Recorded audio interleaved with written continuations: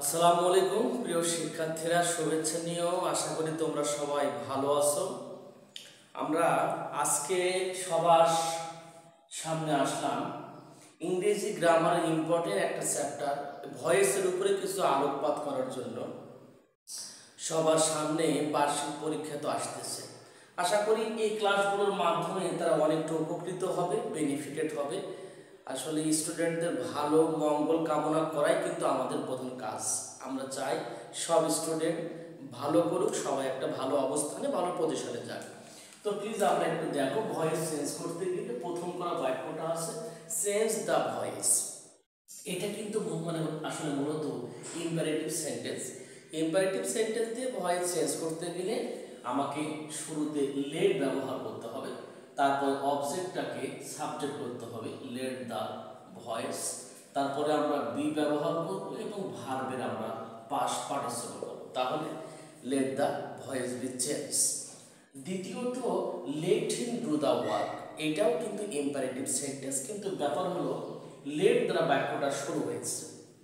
Late দ্বারা শুরু হলে লেট কিন্তু থাকবে অপরিবর্তিত, তারপরে অবজেক্টটাকে আমি সাবজেক্ট করে দিচ্ছি লেট দ্য ওয়ার্ক, তারপরে আমি বি দিয়ে দিব লেট দ্য ওয়ার্ক বি, আর এই যে ডান প্রিপোজিশন বাই হিমটা অবজেক্টিভ ফর্মে ছিল, আবার এখানে হিমটা কিন্তু বসিয়ে দিচ্ছি।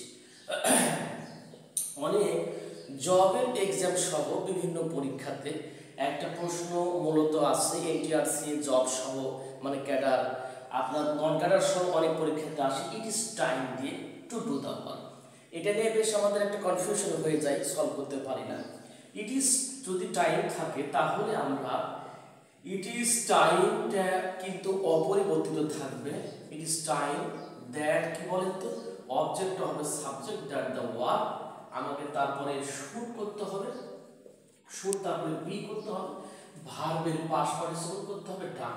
ইট is time that the work should be ডান।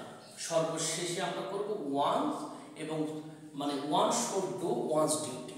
যদি ওয়ান এবং ওয়ান্সটা থাকে, উভয় পক্ষের ওয়ান্স ওয়ান্সকে তুলে দিতে হয়।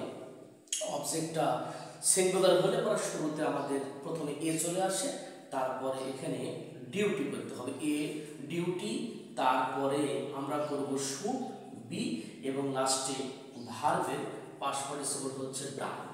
সো তাহলে যদি আমরা এইভাবে ভয়েসগুলো চেঞ্জ করি, আশা করি আমাদের কোনো প্রবলেম থাকবে না, ভয়েস শিখতে আর কোনো ভয় থাকবে না, গ্রামারের ভীতিটা কিন্তু দূর হবে এবং জীবনের সফলতা অর্জন করা সম্ভব হবে।